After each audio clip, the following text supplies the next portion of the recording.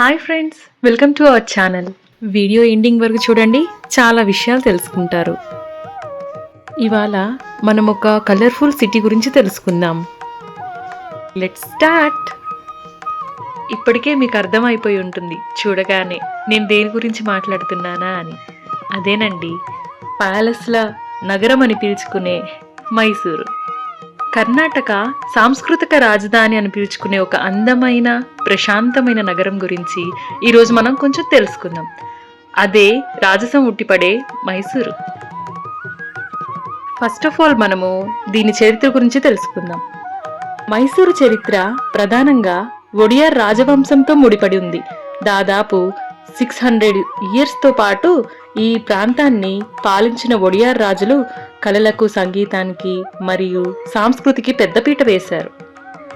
వారి పాలనలోనే మైసూర్ ఒక సాంస్కృతిక కేంద్రంగా అభివృద్ధి చెందిందన్నమాట.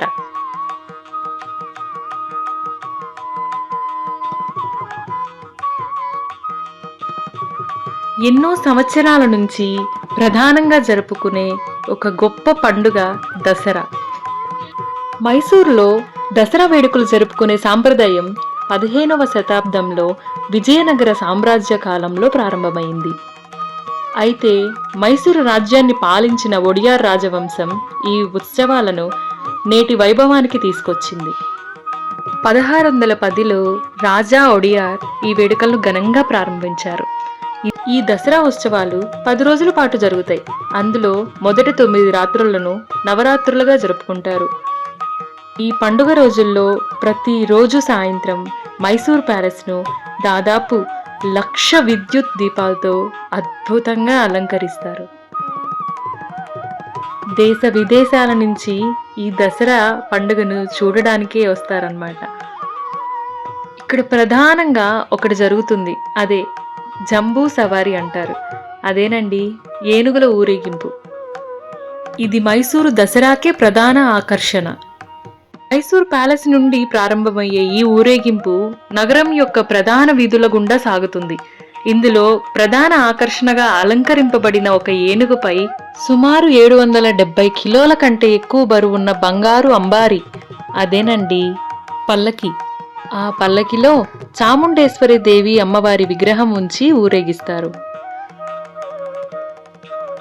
ఈ అద్భుతమైన ఊరేగింపులో రంగురంగుల శకటాలు, నృత్య బృందాలు, సంగీత బృందాలు, అలంకరించిన ఏనుగులు, గుర్రాలు మరియు ఒంటెలు పాల్గొంటాయి.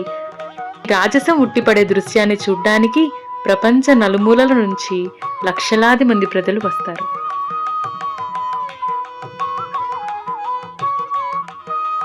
ఈ దసరా వేడుకలు అన్నీ దేంతో ముగుస్తాయో తెలుసా? Torch light parade. దసరా వేడుకలు బన్నీ మండపం మైదానంలో జరిగే అద్భుతమైన టార్చ్ లైట్ పెరేడ్తో ముగుస్తాయి. అంతేకాదండి, ఈ కార్యక్రమంలో భారత సైనికులు మోటార్ సైకిళ్లపై చేసే సాహస విన్యాసాలు ఎంతో అలరిస్తాయి. లేజర్ షో మరియు కళ్ళు చెదిరే బాణాసంచా ప్రదర్శన కూడా ఉంటుంది.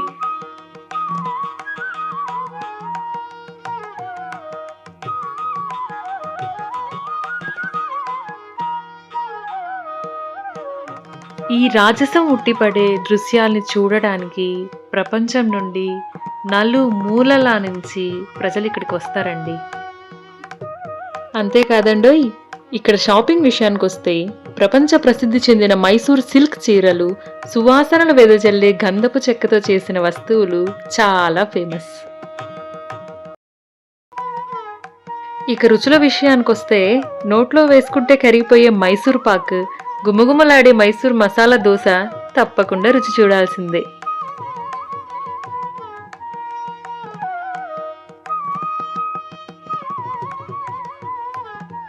మైసూరు అనగానే మనకు గుర్తొచ్చేది ఫస్ట్ మైసూర్ ప్యాలెస్.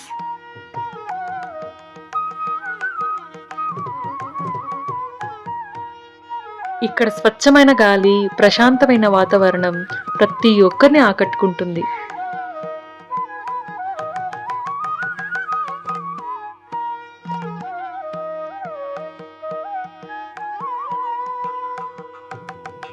ఇక్కడ చూసారా ఏముందో? గుర్రపు బండ్లు. ఈ గుర్రాలు, ఏనుగులు, ఒంటెలు ఇవన్నీ నగరంలో తిరుగుతూ ఉంటే మన కార్లు, బస్సులు, బండ్లు వాటిల్లో వెళ్ళేటప్పుడు వీటిలన్నిటిని మనం చూస్తూ ఉంటే ఏదో రాజుల కాలం నాటికి వెళ్ళినట్టు ఉంటుంది. చాలా అందంగా ఉంటుందండి. ఒక్కసారి మైసూర్కి వచ్చి విజిట్ చేయండి. చూడాల్సిన ప్రదేశం అంటే మైసూరు. అసలు ఈ మైసూరుకి మైసూర్ అని పేరు ఎలా వచ్చిందో తెలుసా మీకు? ఇప్పుడు విందామా? కన్నడ భాషలోని మహిష, మహిషురు అనే పదాల నుంచి మైసూర్ పేరు వచ్చింది. మహిష అంటే దున్న అని అర్థం.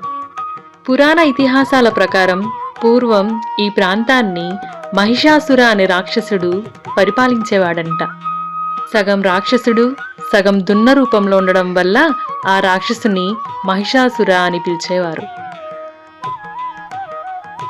వారి నుండి ప్రజలను రక్షించేందుకు ఇక్కడి కొండపై కొలువుదీరిన చాముండీదేవి మహిషాసురుని అంతం చేసినట్లు కథనం.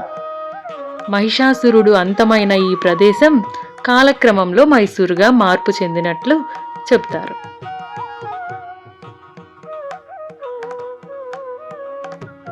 ఇంకెందుకండి ఆలస్యం? మీరు ఏదైనా ట్రిప్ ప్లాన్ చేస్తుంటే మైసూర్ను కూడా తప్పకుండా మీ లిస్ట్లో చేర్చుకోండి.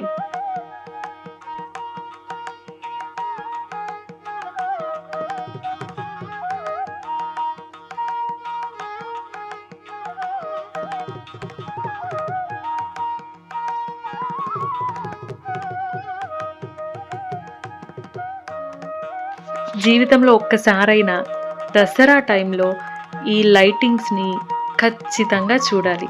ఆ ప్యాలెస్ చూసారా? బంగారంతో చేయబడిన దానిలాగా ఎలా దగదగలాడిపోతుందో.